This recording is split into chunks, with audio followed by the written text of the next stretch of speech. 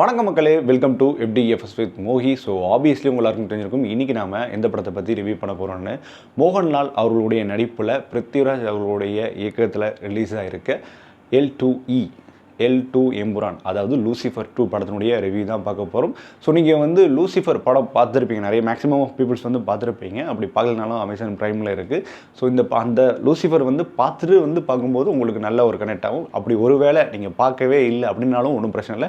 It's like ஒரு stand alone film மாதிரி தான், ஒரு ஃப்ரான்ச்சைஸ் ஃபிலிம் அப்படின்னு கூட சொல்லலாம்.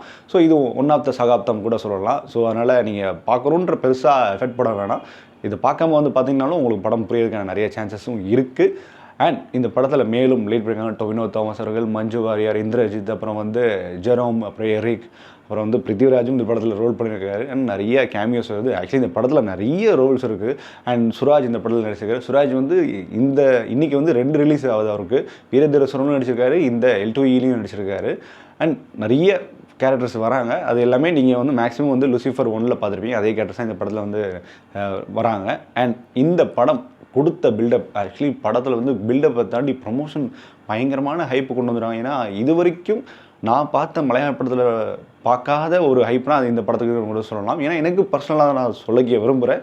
அது நான் இது மாதிரி நான் பார்த்தது இந்த அளவுக்கு ப்ரொமோஷனை. ஸோ கொடுத்த ப்ரொமோஷனுக்கும் அந்த விஷயங்களுக்கும் இந்த படம் பில்டப்புக்கு ஒர்த்தாக இருக்குது அப்படின்றத நம்ம இந்த டீட்டெயில் ரிவ்யூவில் பார்க்க போகிறோம். ஸோ ரிவ்யூக்கு போகிறதுக்கு முன்னாடி இந்த ரிவ்யூவானது உங்களுக்கு பிடிச்சிருந்தா மறக்காமல் லைக் பண்ணுங்கள், கமெண்ட் பண்ணுங்கள், ஷேர் பண்ணுங்கள், சேனலை சப்ஸ்கிரைப் பண்ணால் மறந்துடாதீங்க. ஸோ சப்ஸ்கிரைப் பண்ணுங்க மக்களே. ஒவ்வொரு சப்ஸ்கிரைபும் எங்களுக்கு ரொம்ப முக்கியம். ஸோ தொடர்ந்து உங்களோட சப்போர்ட் கொடுத்துட்டு வாங்க. ஸோ வாங்க நம்ம ரிவ்யூக்கு போகலாம். L2 எம்புரான் படத்தினுடைய கதை சுருக்கம் என்ன அப்படின்னு கேட்டிங்கன்னா, நீங்கள் லூசிஃபர் 1 பார்த்துருந்தீங்கன்னா, அந்த போஸ்ட் கிரெடிட் சீன் பார்த்துருந்தீங்கன்னா தெரிஞ்சிருக்கும். அவர் ஒரு ரஷ்யன் அந்த இடத்துல பார்த்தீங்கன்னா ஹெலிகாப்டர் இறங்கினோடனே ஒரு விஷயத்தை சொல்லிட்டு போவார். உனக்கு ஒரு விஷயம் தெரியுமா, நான் யாருன்னு தெரியுமா அப்படின்ற மாதிரி சொல்லுவார். அது லைக் குரேஷி அப்ராம் அப்படின்றவன் யார், அதாவது ஸ்டீஃபன் பார்த்திங்கன்னா நான் ஒரு குரேஷி அப்ராம்னு சொல்லிட்டு போகிறேன். நம்மளுக்கு அப்போ அந்த இடத்துல கன்ஃபியூஸ் ஆகும், என்னடா அது அப்படிங்கும்போது தான் L2 ஸ்டார்ட் ஆகிறது நம்மளுக்கு தெரியும். ஸோ L2ல் பார்த்திங்கன்னா குரேஷி அப்ராம் அவருடைய எழுச்சி அப்படின்னு கூட சொல்லலாம். அவர் யார், எங்கேருந்து வந்தார், அதேமாதிரி சர்ச் ஃபாதர்கிட்ட சொல்லிட்டு போவார், நீ 15 வயசில் ஓடி போனேன், அதுக்கப்புறம் 20 வருஷம் கழிச்சு இங்கே மறுபடியும் என்ட்ரி கொடுற, அது வரைக்கும் நீ என்ன பண்ண அப்படின்னு கேட்பாங்க இல்லையா. அதை பற்றி எக்ஸ்பிளைன் பண்ணுறேன் இந்த படத்தினுடைய கதை அம்சம். இப்படி ஒரு பக்கம் போக, இன்னொரு பக்கம் பார்த்திங்கன்னா இவங்களோட கட்சி பார்த்திங்கன்னா அதுக்கு ஆப்போசிட் கட்சியான AMS பார்த்திங்கன்னா அவங்க பயங்கரமான எழுச்சி பெறுறாங்க. அதாவது இவங்களை எப்படியாச்சும் தோக்கடிக்கணும், அதாவது நம்ம டொவினோ தாமஸ் அவங்களோட கட்சியை எல்லாத்தையும் தோக்கடிச்சே ஆகணும் அப்படின்ற விஷயத்தில் சுராஜும் அவங்களோட கட்சியும் முன்னிலைப்படுது. ஸோ அப்படின்ற பட்சத்தில் இவங்க நான் ப்ரூஃப் வச்சுருக்கேன், இவங்க கட்சி இது எப்படிப்பட்ட தரமட்டமான ஒரு கட்சி, அவங்கள பற்றி நான் போட்டு உடைக்க போகிறேன் அப்படின்னும் போது ஒருத்தரோட என்ட்ரியும் உள்ளே வருது. ஸோ அதுக்கப்புறம் என்ன ஆணுச்சு, இந்த பொலிட்டிக்கல் இதில் யார் ஜெயிச்சாங்க அப்படின்ற கதையும் சேர்ந்து நகரப்படுது. இது மாதிரி படத்தில் 2-3 கதைகள், கிளை கதைகளும் உள்ள இது சொருகப்படுது, உள்ளே இருக்குது. ஸோ இது இந்த நோக்கி தான் இந்த படத்தினுடைய கதையாகவும் இருக்குது. ஸோ இந்த படத்தினுடைய பாசிட்டிவ் அண்ட் நெகட்டிவ் பற்றி பேசுவோம். ஸோ பாசிட்டிவ், இந்த படத்தில் உண்மையாக சொல்லணும்னா டெக்னிக்கலி ரொம்ப சவுண்ட் குட். நான் இது வரைக்கும் பார்த்த மலையாள படத்தில் விட இந்த படத்தில் நல்ல ஒரு டெக்னிக்கல் ஒர்க் நல்லா பண்ணியிருக்காங்க. ஆக்சுவலி நிறைய விஷயங்கள் எஃபர்ட் போட்டிருக்காங்க, அது நல்லாவே தெரியுது. டெக்னிக்கல் ஒர்க்குன்ற பட்சத்தில் நாட் ஓன்லி நீங்கள் மலையாள இண்டஸ்ட்ரியில் மட்டும் எடுக்காமல் நிறைய பேன் இந்தியன் ஆளுங்களை இந்த படத்தில் இன்க்ளூட் பண்ணியிருக்கிறது நல்ல ஒரு அப்ரோச்சான கூட சொல்லலாம். நிறைய பேர் உள்ளே என்ட்ரி கொடுத்துருக்காங்க. அதுமாதிரி சிஜி ஒர்க் இந்த படத்தில் ரொம்ப சூப்பராக இருந்தது. எஸ்பெஷலி நீங்கள் செகண்ட் ஹாஃப் பார்க்கும்போது அந்த வார் சீக்வன்ஸ் மாதிரி ஒரு சில சீக்வன்ஸ்லாம் இருக்கும். ஸோ அந்த சீக்வன்ஸ் எல்லாத்துலேயும் சூப்பராகவே இருந்தது, அந்த சிஜி ஒர்க்ஸ்லாம் இருந்தது. அதுமாரி சுஜித் அவர்களுடைய சினிமோட்டோகிராஃபி இந்த படத்துக்கு ஒரு பெரிய பலம் அப்படின்னு சொல்லலாம். எனக்கு லூசிஃபர் 1ல் கூட பெருசாக ஃப்ரேம் ஒர்க் அவுட் ஆகல, எக்ஸப்ட் பார்த்திங்கன்னா மோகன்லால் அவருடைய ஃப்ரேம் தவிர்த்து. பட் இந்த படத்தில் பார்த்திங்கன்னா எல்லா ஃப்ரேம்ஸுமே ரொம்பவே தனித்துவமாக இருந்தது. அண்ட் ஒன்ஸ் மோகன்லால் பார்த்திங்கன்னா அவரோட என்ட்ரி கொடுத்துலேருந்து அவர் எஸ்பெஷலி இந்த கண்ணுக்கு ஷாட் வைப்பாப்பில் சுஜித், அந்த ஷாட்லாம் பார்த்திங்கன்னா மாசை எலவேட் பண்ணுறதுக்கான ஒரு முக்கியமான அங்கமாக மாரி சுஜித் கூட சொல்லலாம்.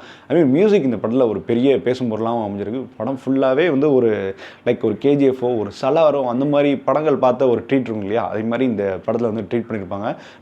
பேக்ரவுண்ட் உண்மையாகவே சிறப்பாகவே அமைஞ்சது. அது எஸ்பெஷலி செகண்ட் ஹாஃப்லாம் சூப்பராக இருந்தது. அண்ட் எமோஷனல் சீக்வன்ஸ்லாம் ரொம்ப நல்லாவே கனெக்ட் ஆகிருந்தது அப்படின்னு சொல்லலாம். ஸோ ஸ்க்ரீன் பிளே வைஸ் பார்த்திங்கன்னா ஃபஸ்ட் ஹாஃப் அப்படின்னு எடுத்துட்டோம்னா படம் ஃபுல்லாக ஒரு பொலிட்டிக்கல் சட்டையர் படமாக அமைது. இந்த காலத்து அரசியலும் பேசக்கூடிய ஒரு படமாகவும் இந்த படம் வந்து அமையுது. இந்தமாரி பொலிட்டிக்கலில் வந்து பார்த்திங்கன்னா 2 கட்சி ஆப்போசிட் கட்சி இருக்குது. இவன் அவனை போட்டு தாக்குறதும், அவன் இவனை போட்டு தாக்குறதும், ஸோ அவன் ஒரு ப்ரூஃப் வச்சு இவனை மிரட்டுறதும், ஸோ இதனால் இவங்க பயந்து இருக்கிறதும், அது மாதிரி சொல்லிட்டு படம் ஃபுல்லாகவே இந்த ஃபஸ்ட் ஹாஃப் லிட்டரலி ஒரு 1 hour 20 minutes கிட்ட ரன் ஆகுது. ஸோ ஃபஸ்ட் ஹாஃப் ஃபுல்லாகவே பொலிட்டிக்கல் படமாக வந்தது. பட் இன்டர்வல் கிட்ட ஒருத்தர் என்ட்ரி கொடுத்ததுக்கப்புறம் அப்படியே இங்கே வந்து ஒரு ஆக்ஷன் படமாக செகண்ட் ஹாஃப் ஃபுல்லாகவே எலிவேட் ஆகுது. ஸோ செகண்ட் ஹாஃப் ஃபுல்லாகவே ஒரு ஆக்ஷன் ப்ளஸ் எமோஷன் கொண்ட ஒரு படமாக திகழ்து. ஸோ அதை நல்லாவே எலிவேட் பண்ணியிருந்தாங்க கூட சொல்லலாம். அண்ட் போஸ்ட் கிரெடிட் சீனும் இந்த படத்தில் இருக்குது. நான் அதை பற்றி சொல்ல விரும்பலை. அது நீங்கள் படம் பார்க்கும்போது உங்களுக்கு புரிய வரும். அண்ட் மோரோவர் வந்து பார்த்தீங்கன்னா இந்த படம் வந்து ஸ்டண்ட்டு இந்த படத்தில் நிறைய விஷயங்கள் ஒர்க் அவுட் ஆகுது. இந்த படத்தில் தான் இந்த ஃபஸ்ட் ஹாஃபில் ஃபஸ்ட் பார்ட் கம்பேர் பண்ணும்போது ஸ்டண்ட் இந்த படத்தில் ரொம்பவே சிறப்பாக அமைஞ்சதுன்னு சொல்லலாம். அந்த செகண்ட் ஹாஃபில் வர அந்த சீக்வன்ஸ் எல்லாமே ஸ்டண்ட்டு பிரித்து மேய்ஞ்சிட்டாங்க. அதுவும் பிருத்திவிராஜ் பண்ணுற ஸ்டண்ட்லாம் வேறு லெவல் அப்படின்னு கூட சொல்லலாம். ஸோ அந்த அளவுக்கு படத்தில் ஸ்டண்ட் சீக்வன்ஸ்லாம் ரொம்பவே எலிவேட்டாக இருந்தது. அண்ட் இந்த படத்தினுடைய மிகப்பெரிய பில்லர் மோகன்லால் அவரை பற்றி பேசி ஆகணும். மோகன்லால் வர ஒவ்வொரு சீக்வன்ஸுமே மாசு தான். மாஸ் பக்கா மாசாக இருந்தது. ஸோ அவருக்கு வந்து அவருடைய ஸ்வாகு, அவருடைய ஆட்டிடியூடு, வாக்கு, அவர் வந்து நின்று ஒரு பவர்ஃபுல்லான டைலாக் பேசினாவே போதும் படத்தில் தேட்டரை வந்து எரப்ட் ஆகுது. அந்த அளவுக்கு மனுஷன் நடிச்சு போயிட்டார். கண்ணிலே நடிப்பாண்டா அப்படின்னு சொல்லுவோம்ல, அது மாதிரி தான் இந்த படத்தில் மோகன்லால் வந்து தன்னுடைய கண்ணிலே பேசுவார், கண்ணிலே வந்து மாசை காட்டிட்டாருன்னு சொல்லலாம். இன்ச்சு பை இன்ச்சு வந்து ஒருத்தன் வந்து ரசித்து படம் தானா எப்படி இருக்குமோ அது மாதிரி தான் இந்த படம் எடுக்கப்பட்டிருக்கு. ஸோ இது வந்து ட்ரிபியூட் டு மோகன்லால் ஃபேன்ஸ் அப்படின்னு கூட சொல்லலாம். அந்தளவுக்கு படத்தில் மாஸ் பயங்கரமாக எலிவேட் ஆகிருந்து. அதுக்கு மிக முக்கிய காரணம் பிருத்திவிராஜும் சொல்லலாம். ஏன்னா பிருத்திவிராஜ் வந்து அவருக்கு பெரிய ஃபேன் நினைக்கிறேன் மோகன்லாலுக்கு. அவர் பார்த்து செதுக்கி எடுத்துருக்காரு. அது படம் பார்க்கும்போதே தெரியுது. அண்ட் மோர் ஓவர் வந்து பார்த்திங்கன்னா மோகன்லால் பற்றி பேசலாங்க, நிறையா பேசலாம். எஸ்பெஷலி அந்த இன்ட்ரோ பிளாக் கிட்ட இருக்கட்டும், அந்த கிளைமேக்ஸ்லலாம் ஒரு சில விஷயம் பண்ணுவாப்பில், அது நீங்கள் படம் பாருங்களேன், என்ஜாய் பண்ணுவீங்க. அந்த ஷூட் அவுட் சீன்ஸு, அப்புறம் வந்து அந்த பொலிட்டிக்கலில் என்ட்ரி கொடுக்குற அந்த சீக்வன்ஸ்லாம் வந்து பார்த்தீங்கன்னா நீங்கள் எந்திரிச்சின்னு கட்டுவீங்க, அந்த மாதிரி ஒரு ஃபீல் இருக்கும். அண்ட் மோர் ஓவர் வந்து பார்த்தீங்கன்னா பிருத்திவிராஜும் சரி இந்த படத்தில் ஒரு முக்கியமான கீ ரோல். அந்த செகண்ட் ஹாஃபில் தான் மெயினாக வராரு. அவர் நினச்சிருந்த அந்த படத்தில் நடிக்காமல் கூட இருந்திருக்கலாம். பட் அவர் இந்த படத்தில் ஒரு யூஸ்ஃபுல்லான விஷயமும் பண்ணிட்டு போகிறாரு. அந்த விஷயங்கள் எல்லாமே இந்த படத்தில் அவருக்கு நல்லாவே இருந்தது. அவரோட நடிப்பாக இருக்கட்டும், இந்தமாதிரி டொவினோ தாமஸ் அவருடைய ரோல் இந்த படத்தில் ரொம்ப சிறப்பாக அமைஞ்சிருக்கு. அது நல்லாவும் ரிட்டர்ன் பண்ணியிருந்தாங்க. அவருடைய டைலாக்ஸ் டெலிவரி ஆகட்டும், அவர் ஃபேஸ் பண்ணுற அரசியல் ரீதியான சில பிரச்சனையாகட்டும், அதெல்லாம் காட்சி பண்ணப்பட்ட விதம் ரொம்பவே சிறப்பாக அமைஞ்சது. அதுக்கப்புறம் மஞ்சு வாரியாக இருக்கட்டும், அப்புறம் எரிக்கா இருக்கட்டும், ஜெரோமா இருக்கட்டும், முக்கியமாக சுராஜா இருக்கட்டும், இந்திரஜித்தாக இருக்கட்டும், படத்தில் எத்தனை கேரக்டர் உங்களுக்கு இருக்குது. அதுமாதிரி அபிமன்யு சிங் வந்து இந்த படத்தில் நடிச்சிருக்காரு. ஸோ அவரோட ரோல் முக்கியமான ரோலாகவும் அமையுது. அவர் ஒரு வில்லனாகவும் அமைகிறாரு.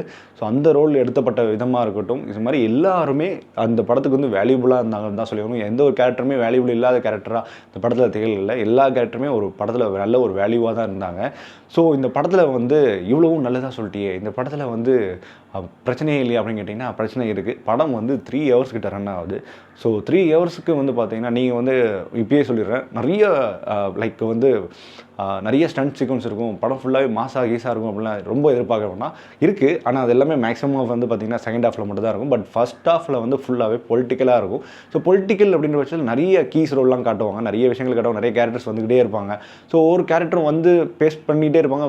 ஸோ லைக் வந்து ஃபஸ்ட் ஹாஃப் ஃபுல்லாகவே கொஞ்சம் பேசிக்கிட்டே இருப்பாங்க. அதுதான் விஷயமே. ஃபஸ்ட் ஹாஃப் ஃபுல்லாகவே நிறைய பேசிடுவாங்க, எழுதடிச்சிட்டே இருப்பாங்க. லிட்டரலி 1 hour to 20 minutes கிட்ட அந்த பேசிகிட்டே இருப்பாங்க. ஸோ ஒரு கேரக்டராக எக்ஸிக்யூட் ஆகிட்டே இருப்பாங்க, ஒரு வில்லன்ஸாக உள்ளே வந்துகிட்டே இருப்பாங்க. அது வந்து கொஞ்சம் இழுத்தடிக்கிறாங்களோ அப்படின்ற ஃபீல் இருக்குது. அதுமாதிரி ஒன்ஸ் செகண்ட் ஹாஃப் ஸ்டார்ட் பண்ணக்கப்புறம் தான் அந்த படத்துடைய மாஸ் சீக்வன்ஸை ஹைப் ஆகுதுன்னு சொல்லலாம். லைக் நீங்கள் எப்படி ஒரு விக்ரம் படம் பார்த்தீங்கன்னா, விக்ரம் படத்தில் வந்து ஃபஸ்ட் ஹாஃபில் கமல் இருக்கே மாட்டார், செகண்ட் ஹாஃபில் தான் கமல் உள்ள என்ட்ரி அவர் பேக் ஸ்டோரியை பற்றி பேசுவார் இல்லையா. அதே மாதிரி தான் இந்த இடத்துலையும் வந்து பேட்டர்னும் யூஸ் பண்ணியிருக்காங்க. ஸோ செகண்ட் ஹாஃப் ஃபுல்லாகவே மாஸ் சீக்வன்ஸாக அமைது. அதேமாதிரி எமோஷனல் சீக்வன்ஸ் நிறையா இருக்குது. ஒரு சில எமோஷனல் சீக்வன்ஸ் இந்த படத்தில் ஓகேவா எடுக்கப்பட்டது. பட் ஒரு சில எமோஷனல் சீக்வன்ஸ்லாம் வந்து பெருசாக கனெக்ட் ஆகலாம் கூட சொல்லலாம். அண்ட் வந்து இந்த போஸ்ட் கிரெடிட் சீன் வந்து பார்த்தீங்கன்னா L3 கொண்டு வரணும் அப்படின்ற மாதிரி புஷ் பண்ணி கொண்டு வந்த மாதிரி எனக்கு ஃபீல் ஆனது. அது என்னென்னா, இந்த படம் ஹிட் ஆகிடுச்சா பார்ப்போம், L3 எடுப்போம், இல்லைனா அப்படியே விட்டுரும் அப்படின்ற மாதிரி ஒரு எடுக்கப்பட்டது. அது கொஞ்சம் கண்டினியூட்டியாகவே அதுக்கான கீயாகவே கொஞ்சம் கொண்டு போயிருக்கலாமோ அப்படின்னு தோண வைக்கிது. அண்ட் 3 hours கொஞ்சம் டைட்டாக கொஞ்சம் சீட்டு பிடிச்சி உட்காந்துட்டு தான் இருக்கிற மாதிரி இருக்குது. ஏன்னா ஒரு சில இடங்களில் படம் சோறுடைய ஆக தான் செய்யுது. எஸ்பெஷலி இந்த லென்த்து இன்னும் கூட லென்த்தை கொஞ்சம் ட்ரிம் பண்ணியிருக்கலாமோ அப்படியே எனக்கு பர்சனலாக தோண ஆரம்பிக்க தான் செய்யுது. ஸோ மொத்தத்தில் இந்த படத்தை பார்க்கலாமா வேணாமா, இல்லை கண்டிப்பாக பார்த்தே தின்னுமா கேட்டிங்கன்னா, நீங்கள் இது வரைக்கும் ஒரு மலையாளத்தில் ஆக்ஷன் படம் பார்க்கல அப்படின்ற பட்சத்தில் இந்த படம் உங்களுக்கு கண்டிப்பாக ட்ரீட் அமையும். இது வரைக்கும் மலையாள இண்டஸ்ட்ரியில் வந்து பார்க்காத நிறைய மாஸ் சீக்வன்ஸ் இந்த படத்தில் நிறையாவே இருக்குது. So don't miss to watch in theatres. கண்டிப்பாக நீங்கள் எல்லோரும் என்ஜாய் பண்ணுவீங்க, தாராளமாக பார்க்கலாம். ஸோ அந்தளவுக்கு படம் வந்து நல்லா சிறப்பாகவே அமைஞ்சிருக்கு. அந்த படம் வந்து கொடுத்த ஹைப்புக்கு ஒர்த்தாக இருந்தது கூட சொல்லலாம். ஸோ இந்த படம் தமிழ்லையும் டப் செய்யப்பட்டிருக்கு, தமிழையும் ரொம்ப சிறப்பாக பண்ணியிருந்தாங்கன்னு தான் சொல்ல ஆகணும். ஸோ இந்த படத்துக்கு நம்ம கொடுக்கக்கூடிய ரேட்டிங் என்ன அப்படின்னு கேட்டிங்கன்னா 5க்கு 3.5. ஓகே, உங்களுக்கு இந்த ரிவ்யூ பிடிச்சி நம்புறேன். இந்த ரிவ்யூ பிடிச்சா மறக்காமல் லைக் பண்ணுங்கள், கமெண்ட் பண்ணுங்கள், ஷேர் பண்ணுங்கள், சேனலை சப்ஸ்கிரைப் பண்ண மாதிரி. Stay with me FT was with மோகி.